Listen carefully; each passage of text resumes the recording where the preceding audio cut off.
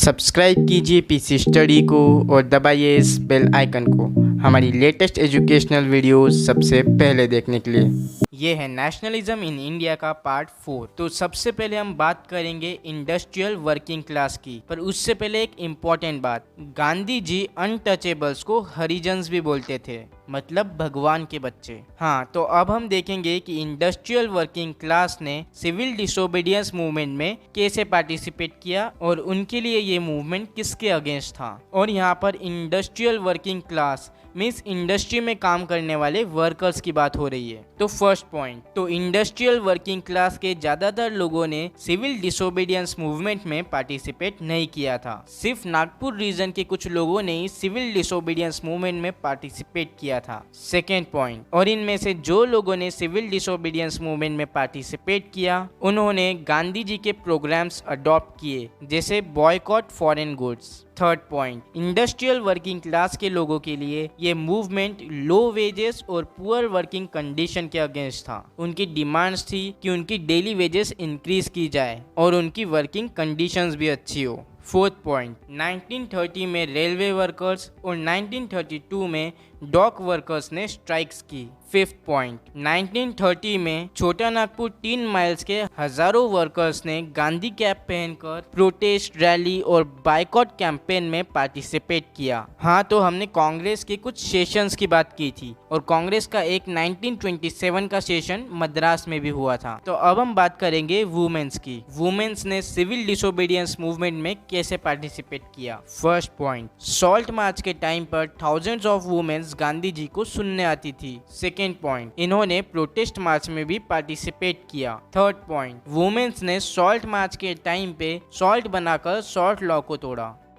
और fourth point, इसके लिए काफी सारे वुमेन्स को ब्रिटिशियर्स ने जेल में भी डाल दिया।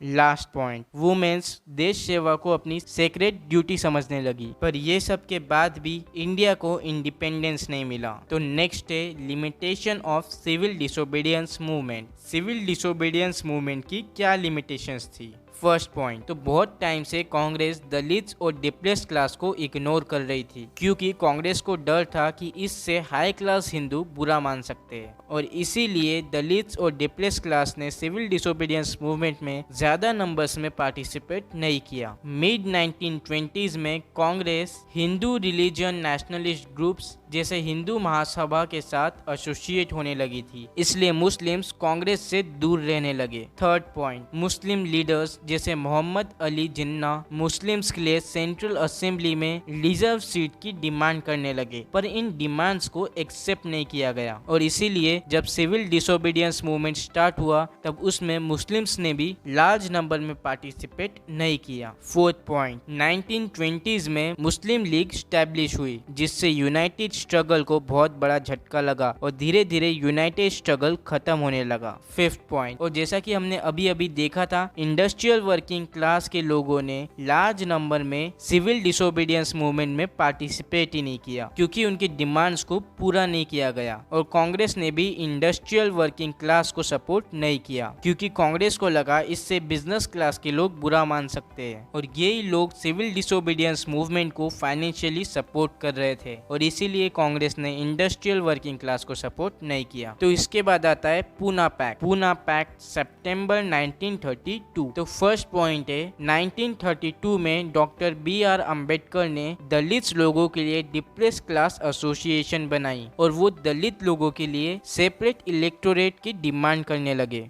सेकेंड पॉइंट, जब ब्रिटिशियर्स ने डॉक्टर BR अम्बेडकर की डिमांड मान ली, तब गांधी जी ने डेट तक फास्ट स्टार्ट कर लिया। थर्ड पॉइंट, गांधी जी का मानना था कि दलित्स की सेपरेट इलेक्टोरेट होने से सोसाइटी की यूनिटी मीन्स एकता कम हो जाएंगी। फोर्थ पॉइंट, डॉक्टर अम्बेडकर को गांधी जी की बात माननी पड़ी, और इसके रिजल्ट में 1932 में पूना पैक्ट साइन हुआ। लास्ट पॉइंट, इससे डिप्रेस्ड क्लास को सेंटर और प्रोविंशियल लेजिस्लेटिव काउंसिल में रिजर्व सीट मिलेंगी, पर उनकी वोटिंग जनरल इलेक्टोरेट्स में ही होंगी। तो इसी के साथ हम बढ़ते चैप्टर के लास्ट टॉपिक पर। तो चैप्टर का लास्ट टॉपिक है the sense of collective belonging. तो इसमें आपको क्वेश्चन आएगा, how people develop sense of collective belonging. इसमें हमें उन फैक्टर्स को बताना है जिसने इंडियंस में सेंस ऑफ नेशनलिज्म की ग्रोथ की, मीन्स देशभक्ति जगाई। तो हमें उन फैक्टर्स को एक्सप्लेन करना है जिनसे लोगों के अंदर देशभक्ति जागी। तो फर्स्ट पॉइंट है यूनाइटेड स्ट्रगल। तो कॉलोनियल गवर्नमेंट के अगेंस्ट सारे रिलीजियंस और कम्युनिटी के लोग साथ आकर लड़ने लगे और इससे लोगों के अंदर देशभक्ति जागने लगी। सेकेंड पॉइंट, कल्चरल प्रोसेस के वजह से लोग नेशनलिज्म को अच्छे से इमेजिन कर पाए, जैसे हिस्ट्री, फिक्शंस और सॉन्ग्स ने नेशनलिज्म को बढ़ाने में बहुत हेल्प की। Third point,